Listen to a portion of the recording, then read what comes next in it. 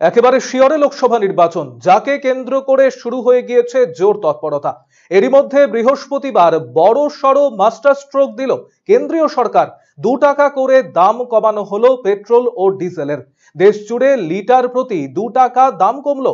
Petroleum মন্ত্রকের তরফেই ঘোষণা করা হয়েছে, যাকে ঘিরে রাজ্যের জেলায় জেলায় চলছে জোর চর্চা।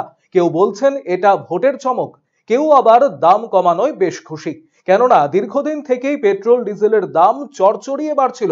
লকডাউনের পর অনেকটাই দাম বেড়ে যায়। অবশেষে ভোটের আগে 2 টাকা করে দাম কমানো হলো। আমরা কথা বলেছিলাম রায়গঞ্জ শহরবাসীর সাথে। 2 টাকা দাম কমায় খুশি প্রত্যেকেই, তবে আরো কমানো উচিত ছিল বলে জানিয়েছেন সকলেই। শুনবো তাদের প্রতিক্রিয়া। উপকার তো হলেই, কিন্তু আর একটু কমলে আর একটু ভালো উপকার হতো।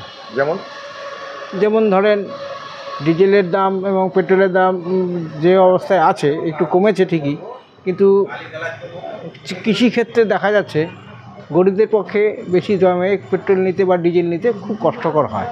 তার একটু কম হলে আমাদের পক্ষে ভালো হতো। এখন আমাদের ইচ্ছা হচ্ছে 2 টাকা থেকে যদি 5 টাকা করেও যদি কমতো তাহলে আর একটু ভালো হতো।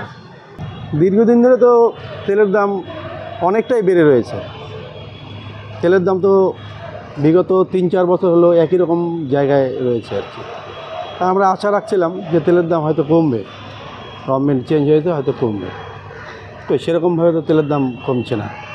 এখন 2 টাকা কমেছে, তো এটা সামনে লোকসভা ভোট আছে, সেন্ট্রাল গভর্নমেন্ট হতে দেখেছে 2 টাকা কমাতে সুবিধা হবে তাদের।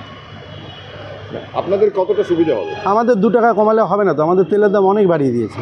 64 টাকা তেলের দাম ছিল লকডাউনের সময়, এখন তেলের দাম প্রায় 93 মানে 93 টাকা হয়েছে। সেখান থেকে 2 টাকা কমালে আমাদের কী আর লাভ হবে? তাতে পেট্রোলের দামও তো 106 টাকার কাছে। ওই একই অবস্থা, পেট্রোল ডিজেলের একই সমস্যা।